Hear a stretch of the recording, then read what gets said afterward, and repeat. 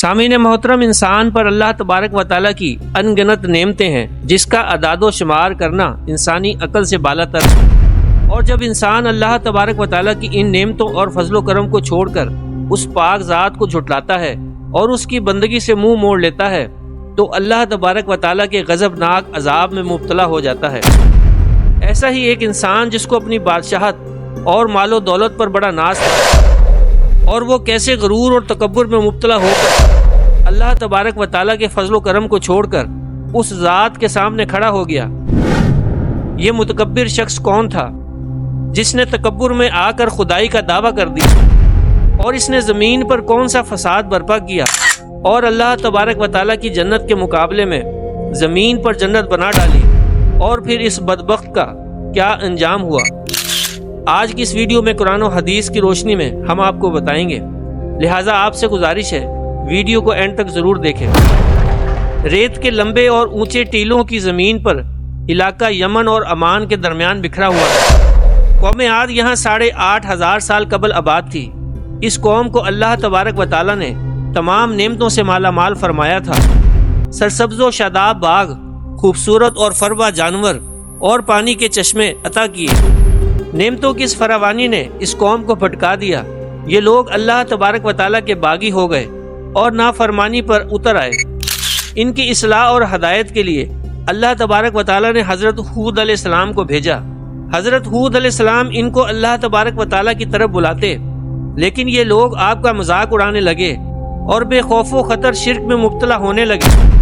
اس نافرمان قوم کا ایک بادشاہ تھا۔ یہ 2 بھائی تھے، ایک کا نام شدید اور دوسرے کا نام شداد تھا۔ شدید کی موت کے بعد بادشاہت کا صحرا شداد کے سر پر سجا۔ وسیع و عریض سلطنت کا مالک شداد بھی شرک و کفر میں مبتلا تھا۔ تکبر اور گھمنڈ میں آ کر خدائی کا دعویٰ کر بیٹھا۔ حضرت ہود علیہ السلام نے شداد کو بھی اللہ تبارک و تعالیٰ کا پیغام سنایا، مگر وہ نہ مانا اور کہنے لگا اگر میں ایمان لے آؤں تو میرا کیا فائدہ ہوگا۔ حضرت ہود علیہ السلام نے فرمایا پھر تمہارا ٹھکانہ جنت ہوگا۔ شداد کہنے لگا جنت کیا ہے؟ حضرت ہود علیہ السلام نے اس کو جنت کے بارے میں بتایا تو یہ غرور اور تکبر سے کہنے لگا یہ کون سی بڑی بات ہے، یہ تو میں یہاں بنا سکتا ہوں۔ آپ علیہ السلام نے اسے بہت سمجھایا مگر وہ نہ مانا۔ اس نے بڑے بڑے معمار کو بلایا اور اعکاف ارم کے مقام پر 20 کوس لمبی اور چوڑی جنت بنانے کا آغاز کر دیا۔ معزز سامعین، شداد نے جنت میں سونے اور چاندی کی اینٹیں لگوائیں، خوبصورت اور اعلیٰ معیار کے پتھر اور جواہرات کا انتخاب کیا۔ اس جنت کے درمیان دودھ، شہد اور پانی کی نہریں رواں دواں کر دیں، اور اس کی خوبصورتی کو 4 چاند لگانے کے لیے اس میں خوبصورت درخت اور پودے لگائے۔ شداد کے معمار ریت کے ٹیلوں پر اونچے اونچے محلات بنانے کے ماہر تھے۔ ان کا یہ فن عروج پر تھا۔ ریت کے اس ریگستان میں اونچے ستونوں پر سونے اور چاندی کی عمارتیں فن مہارت کا منہ بولتی تھیں۔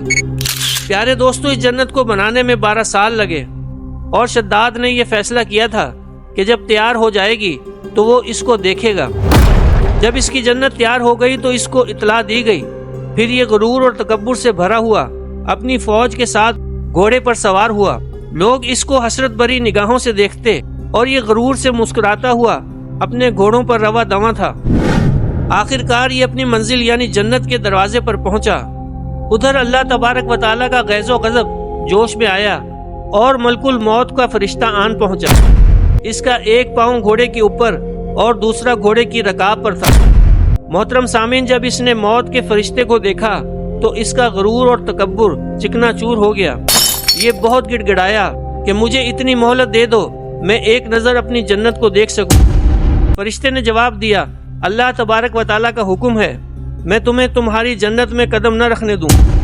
ملک الموت نے اس کی خبیث روح قبض کر لی اور یہ زمین پر دوسرا قدم نہ رکھ سکا۔ حضرت جبرائیل امین نے چیخ ماری اور شداد کی پوری جنت آنن فانن زمین میں دھنس گئی۔